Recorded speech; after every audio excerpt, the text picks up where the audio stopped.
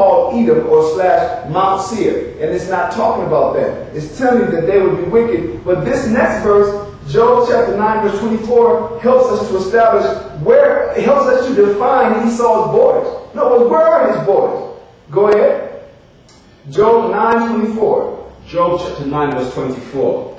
The earth is given into the hand of the wicked. The earth is given into the hand of the wicked. Now, what does that have to do with what we're reading? Well, in other words, that verse defines where Edom's borders are. When it said the earth is given into the hand of the wicked, and in Malachi said that Esau will be referred to as the border of wickedness. In other words, his border is the entire earth. Now, let me prove that. When it says the earth is given into the hand of the wicked, who is ruling the earth? Who is it that has the power to lay sanctions on another country if this country, when Iraq decided not to adopt the type of political structure that the Americans wanted to? Who? The so-called white man. You know what I'm saying? It's the so-called white man that dictates to other nations and that mandates how he wants them to run their culture. How he wants them, what curriculum he wants them to teach in their school. What form of government he wants them to have. He determines who gets to be socialist and who gets to be capitalist. He determines, for instance, who's been keeping up the House of Saud in Arabia? America. The so-called white man. And during the old times, during the 1800s, it was the so-called British white folks. So when it said the earth is given to the hand of the wicked, it's not exaggerated, and it's not really clear to the average ignorant person on how the so-called world is run. You have this concept of colonization, where that had been done from the 17, 18, 1600s. So there was a time when France had about a third of the world, about what they refer to as a fourth of the world. But then the British Empire, they said the sun would never set on the British holdings. And it extended all the way into what? India. The British East India Company. Then they also went and tore down China in the 1800s with the Opium Wars. You know what I'm saying?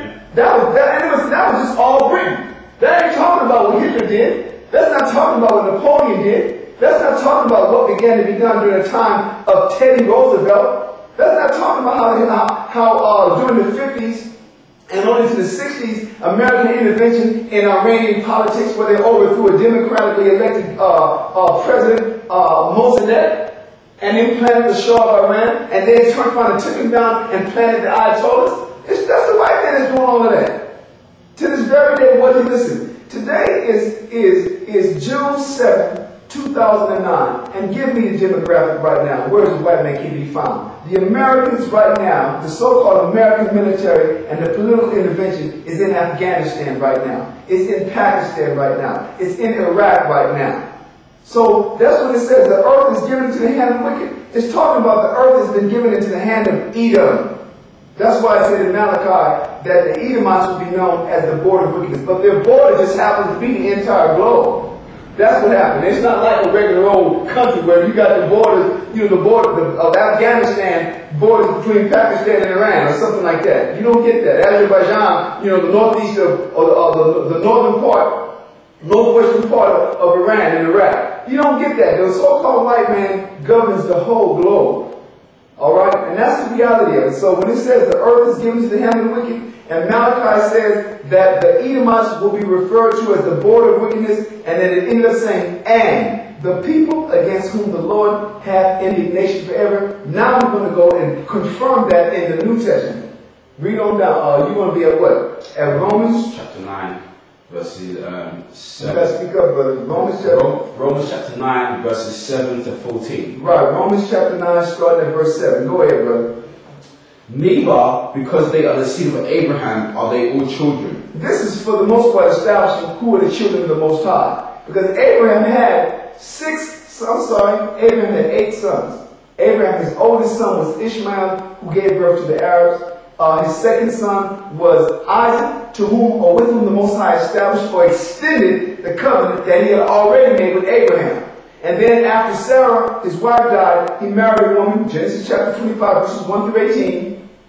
He married a woman by the name of Keturah and had 6 more sons who were considered to have been grafted into the Arab nations.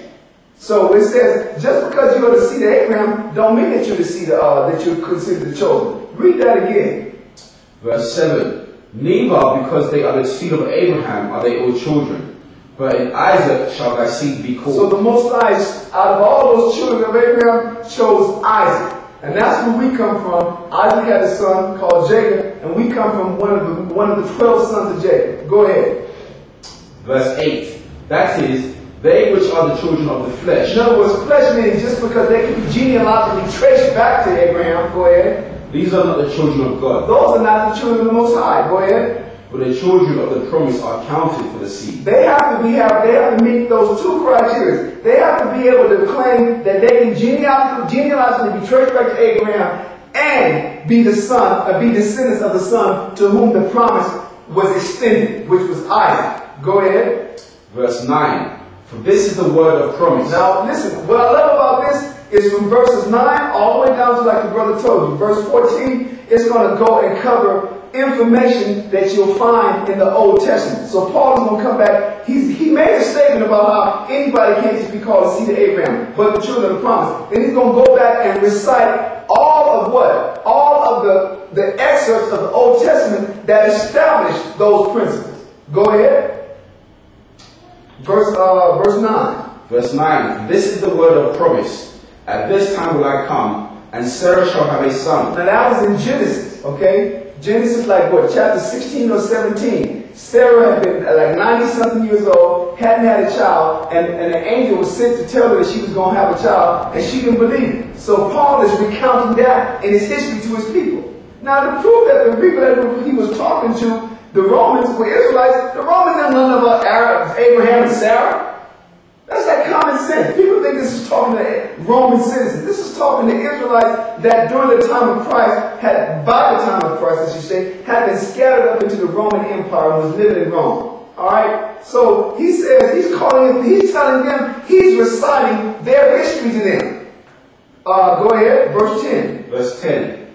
And not only this, but when Rebekah also had conceived by one. Now Rebekah, he said, had conceived by one. In other words, Rebekah got pregnant by by Isaac.